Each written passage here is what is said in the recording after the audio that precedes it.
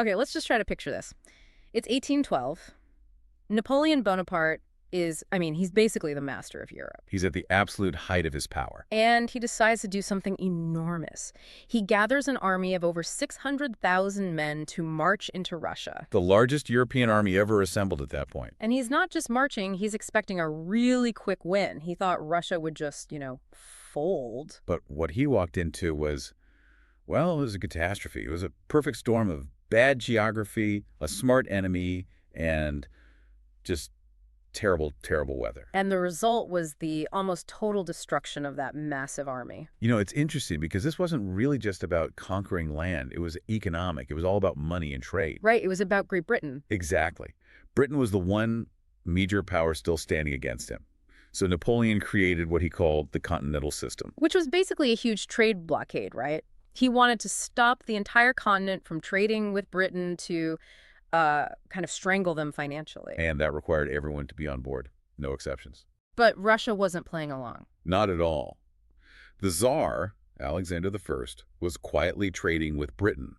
Russia needed the money. And for Napoleon, this was a huge betrayal. It undermined his entire plan to defeat Britain without an invasion. So he felt he had to force Russia back in line, and he thought an army of 600,000 men would do the trick pretty quickly. He thought the Tsar would see the army and just give up. So we're going to track that journey. We're going to look at how this combination of bad planning, Russian strategy, and just the sheer size of the country led to one of the biggest military disasters in history. Let's start with the army itself, the Grande Armée, because the numbers are just staggering. Over 600,000 soldiers. That's not an army. That's a moving city. And it's important to remember, it wasn't just French soldiers. Not at all. This was a huge multinational force. You had Poles, Italians, Germans, soldiers from all over his empire. And that's where the problems really start. Yeah. The sheer scale of it was actually a curse. Oh, absolutely.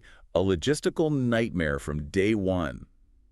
Think about it, 600,000 men and maybe 200,000 horses for cannons and supplies. They all need to eat every single day. We're talking hundreds of tons of food and water. And Napoleon's usual plan was always live off the land. His armies moved fast, and they'd just get their supplies from the areas they marched through.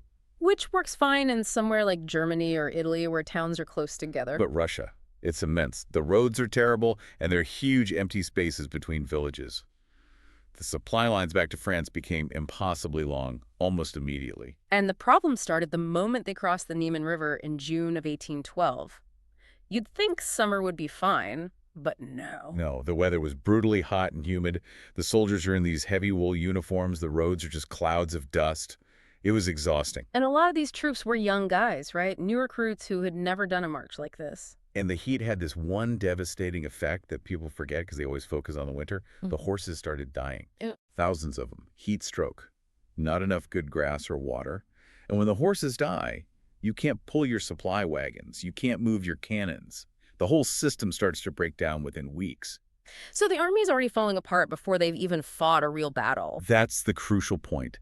They were starving and losing strength long before the Russians really engaged them. And the Russians, they weren't exactly eager for a fight, were they? No, they had a brilliant, if brutal, strategy. They just retreated. They refused to give Napoleon the big decisive battle he wanted. They just kept falling back deeper and deeper into Russia. And as they went, they used the scorched earth policy. Yes, and that was crippling for the French. It means you burn everything you can't take with you. So they burned their own crops, destroyed bridges, killed their livestock. They even set their own villages on fire. For Napoleon's army, which needed to live off the land, this turned the whole landscape into a barren wasteland.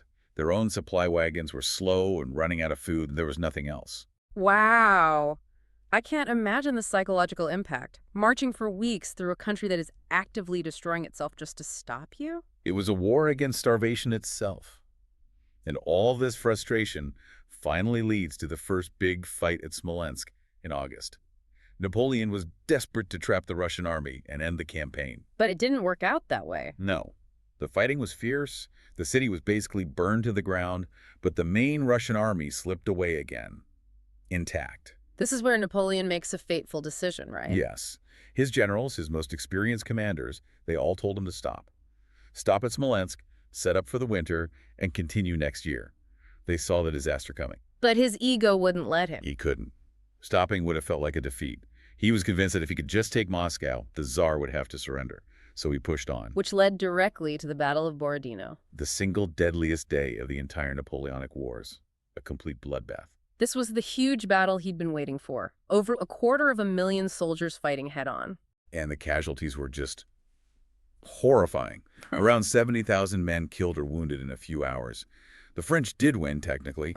They pushed the Russians back and took the battlefield. But it was a hollow victory. And Napoleon made another crucial choice here. He held back his best troops, the Imperial Guard. He refused to commit them. He was too far from home, and he knew if he lost the Guard, his whole empire was at risk. So he won the battle, but he let the Russian army escape again. Beaten, but not destroyed. So the road to Moscow is open, but he's paid a terrible price for it. An awful price.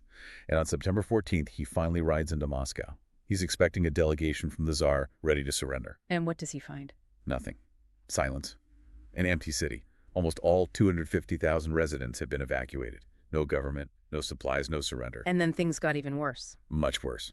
Almost as soon as the French moved in, fire started breaking out all over the city. Was it sabotage? It's debated, but probably. The Russians had removed all the firefighting equipment. And since most of Moscow was built of wood, the fire spread incredibly fast. So Napoleon is stuck in the Kremlin, watching the city he just captured burn to the ground, the very place he needed for food and shelter for the winter, just going up in smoke. He waited there for 5 weeks. 5 weeks, just hoping the Tsar would send a peace offer. But nothing came. Complete silence. So by mid-October, with food gone and winter coming, he has no choice. He has to order the retreat. He tried to take a different route back, a southern route through untouched countryside. But the Russian army blocked him. They forced him back onto the exact same road he came in on. The same road that had already been scorched and stripped of everything. Exactly. They were walking back into a wasteland they had already crossed.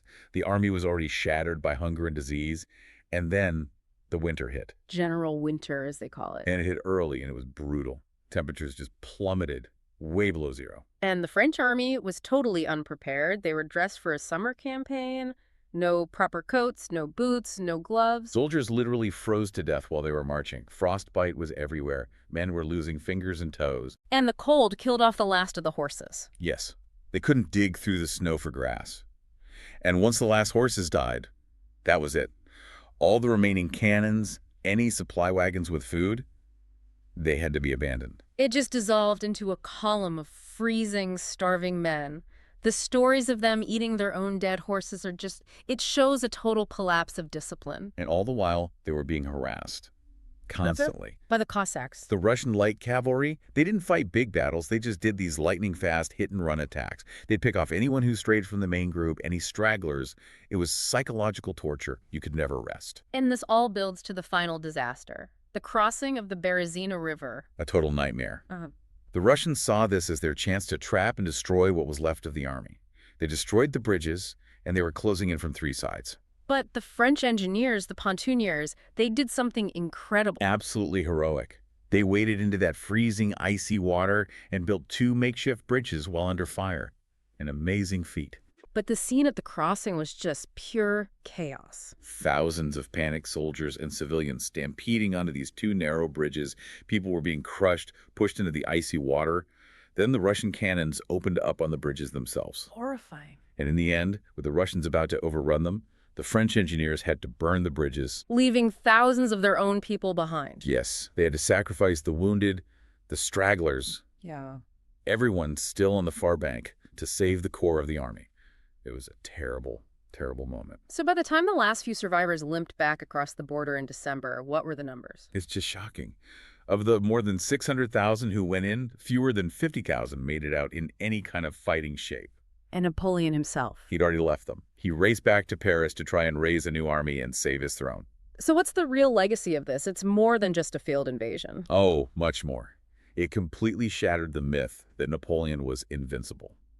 Seeing him fail on such a massive scale gave other countries, like Prussia and Austria, the courage to rise up against him. So this was really the beginning of the end for his empire. Absolutely. It changed the map of Europe forever. And it's just such a powerful lesson that logistics, weather, and geography can destroy even the most powerful army on Earth. Ambition just ran headfirst into reality. You can't ignore your supply lines, and you certainly can't fight the climate. You can't. That's a battle you will always lose. Good luck with your studies.